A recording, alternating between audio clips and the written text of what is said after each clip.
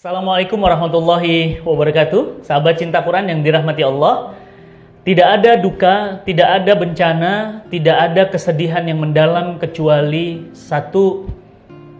seorang muslim takut kepada agamanya sendiri. Seorang muslim alergi terhadap syariah. Seorang muslim takut terhadap khilafah. Seorang muslim bahkan sampai pada level benci kepada agamanya sendiri. Kepedihan yang mendalam ini tentu beralasan karena yang pertama, memang ada upaya menakut-nakuti umat agar takut kepada agamanya sendiri. Yang kedua, karena memang umat Islam enggan belajar Islam. Semakin parahlah kondisi, semakin lengkaplah penderitaan karena memang ada upaya dari pihak eksternal untuk menakut-nakuti Islam, menakut-nakuti kaum muslimin untuk berislam. Yang kedua, ditambah lagi umat Islam tidak mau belajar Islam. Umat Islam tidak mau mengkaji Islam. Sehingga hari ini kita lihat di mana-mana umat Islam yang menentang syariah. Umat Islam yang menolak khilafah. Umat Islam yang tidak mengenal panji-panji Islam. Umat Islam yang menolak hukum-hukum yang berasal dari Allah Subhanahu wa taala. Umat Islam tidak terima dengan hukum waris. Umat Islam menolak hukum poligami.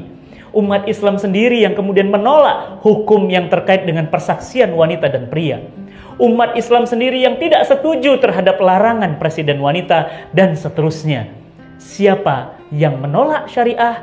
Tentu umat Islam sendiri. Dua faktor yang saya sebutkan tadi terjadi di tengah-tengah kita.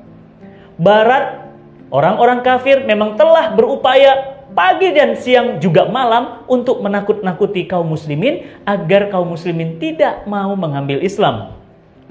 Maka kalau mengambil Islam berarti terjadilah kemunduran. Kalau mengambil Islam ketertinggalan. Kalau mengambil Islam kembali ke zaman batu. Kalau mengambil Islam maka terjadilah kesengsaraan. Ini yang terus dikampanye, ini yang terus diopinikan oleh Barat agar kaum muslimin takut terhadap Islam. Yang kedua, umat Islam rendah kesadaran untuk belajar Islam secara mendalam. Andai saja umat Islam mau belajar Islam, mereka takut dengan syariah. Apa yang mereka takutkan dengan syariah? Bukankah syariah itu adalah aturan yang maha sempurna, dari yang maha sempurna Allah Subhanahu wa taala untuk mengatur diri kita.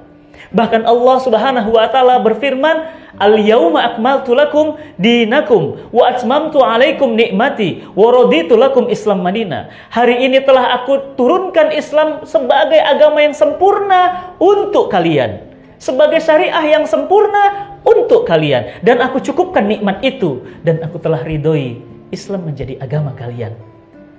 Maka apa yang salah? Mengapa kemudian umat Islam takut terhadap syariah? Mengapa umat Islam takut, umat Islam fobi terhadap syariah? Mengapa umat Islam adalah pemimpin garda terdepan terhadap penentangan agama untuk agamanya sendiri? Oleh karena itu sahabat cinta Quran yang dirahmati Allah, tentu dua syarat tadi, tentu dua sebab tadi. Yang pertama adanya upaya, yang kedua ditambah enggannya umat Islam belajar Islam. Bayangkan, Islam di Indonesia, 58% umat Islam tidak bisa baca Quran. Ini adalah sebuah fakta, nyata, data bahwa umat Islam tidak mau, enggan untuk belajar Al-Quran yang merupakan sumber hukum syariah yang diturunkan Allah Subhanahu wa taala untuk kita. Ini merupakan bukti. Oleh karena itu sahabat cinta Quran yang dirahmati Allah, tidak ada lagi yang bisa menghambat, menakut-nakuti umat Islam jika memang kita sendiri yang memiliki antibodi yang kuat, memiliki daya tahan tubuh yang kuat, yakni jika kita belajar Islam secara benar, maka opini apapun yang masuk kepada kita tentu akan otomatis tertolak karena kita sudah memahami agama yang sempurna ini. Maka sahabat cinta Quran yang dirahmati Allah, tidak pantas seorang mukmin takut terhadap syariahnya sendiri. Sangat tidak lumrah, bahkan tidak bisa dimaklumi seorang muslim bahkan menentang, bahkan dikatakan kami adalah orang yang pertama kali akan menentang jika syariat Islam diwujudkan. Tapi nama mereka Ahmad, nama mereka Muhammad, nama mereka Ulil, nama mereka Gunawan Muhammad, nama mereka Lutfi Saukani, nama mereka nama-nama muslim. Akan tetapi mereka adalah orang yang terdepan menghalangi diterapkannya hukum-hukum Allah untuk mengatur kehidupan manusia. Maka sahabat cinta Quran yang dirahmati Allah, Tidak ada pilihan bagi kita. Yang pertama, untuk terus belajar Islam lebih dalam, lebih semangat, dan terus mengkajinya semakin dalam dan semakin bersemangat.